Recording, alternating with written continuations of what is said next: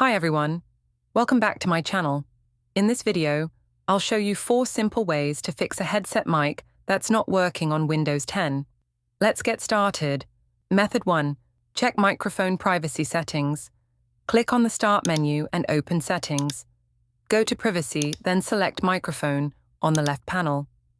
On the right side, make sure these 3 options are turned on. Allow access to the microphone on this device. Allow apps to access your microphone. Allow desktop apps to access your microphone. Method 2. Adjust sound settings from the speaker icon. Right-click the speaker icon in the taskbar and choose Sounds. Under the Playback tab, check if your headphones are listed and enabled. Then, go to the Recording tab and make sure your microphone is enabled. Right-click your mic, select Properties, and in the Levels tab, turn up the microphone volume if needed.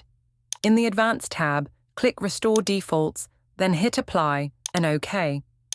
Method 3. Open Sound Settings.